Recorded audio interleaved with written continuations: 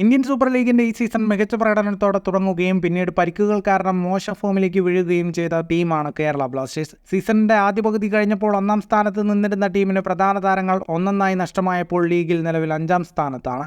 IBAN, Adrian Luna, Kwame Peprah, Sachin Suresh എന്നിവരാണ് ബ്ലാസ്റ്റേഴ്സിൽ നിന്നും ദീർഘകാലത്തേക്ക് പുറത്തായ താരങ്ങൾ.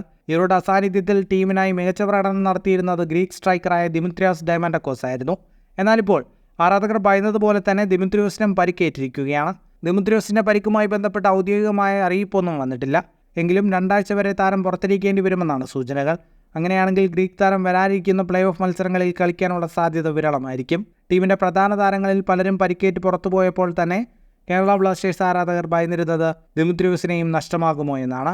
പ്ലേ ഓഫ് മത്സരങ്ങൾക്ക് മുന്നോടിയായി കഴിഞ്ഞ മത്സരത്തിൽ താരത്തിന് വിശ്രമവും നൽകിയിരുന്നു. എന്നാൽ ആരാധകർ ഭയന്നതുപോലെ തന്നെ സംഭവിച്ചുവെന്നാണ് ഇപ്പോൾ വ്യക്തമാകുന്ന സൂചനകൾ. ഈ സീസണിൽ ബ്ലാസ്റ്റേഴ്സിന്റെ 50% ഗോളുകളും വന്നിരിക്കുന്നത് ദിമിത്രിയോസിന്റെ ബൂട്ടിൽ നിന്നാണ്. കൂടുതൽ ഫുട്ബോൾ വാർത്തകൾക്കായി ചാനൽ ഇപ്പോൾ തന്നെ സബ്സ്ക്രൈബ് ചെയ്യൂ.